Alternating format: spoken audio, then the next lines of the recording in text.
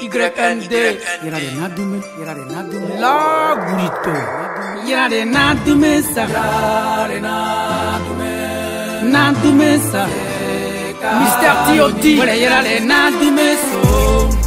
Veux-tu savoir si le pouvoir absolu doit corrompre absolument? Est-il obligatoire que ceux qui le détiennent l'utilisent abusivement?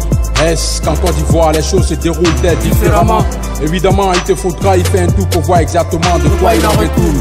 Sache pour ta gouverne que j'ai presque tout vu, tout entendu depuis que j'y séjourne. La Boulito. YND. Mr. T.O.D.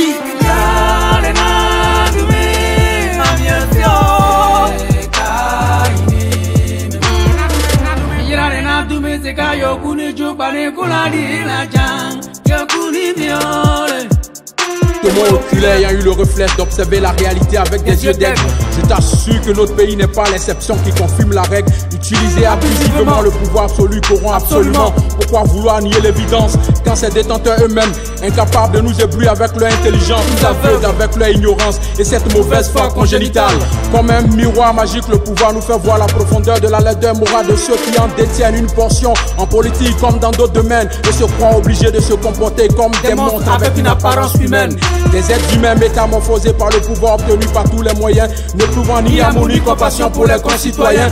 On en trouve en Côte d'Ivoire où des mythomanes hypocrites égocentriques ont légalisé la gestion opaque et clanique des affaires étatiques dans la Troisième République. L'absence de transparence dans l'attribution des marchés publics qui défraient la chronique est la parfaite illustration de la mauvaise gouvernance de ceux qui, à la place de la gestion, font de la prédation, détournant les richesses nationales au lieu de les redistribuer de manière équitable. Une oligarchie qui s'enrichit de façon illicite en appauvrissant le contribuable. La Burrito. YND.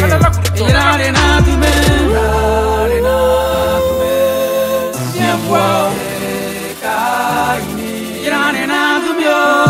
Par amour pour ma patrie et au nom du respect que j'ai pour ses concitoyens, je refuse de caresser dans le sens du poil des nombrilistes schizophrènes corrompus jusqu'à la moelle, des avides qui trouvent logique et normal de sacrifier l'intérêt général sur l'autel de leurs ambitions mesquines. Tant pis pour les espoirs qu'ils assassinent avec la caution morale d'une opposition phagocytée par les querelles intestines.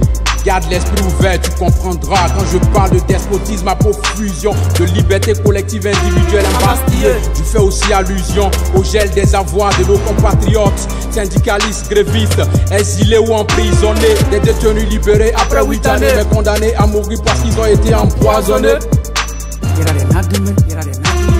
Comme l'intrépide Samba David qui a refusé de vendre son âme au diable. Taoripil et ceux qui défendent la justice à géométrie variable. Natumesa.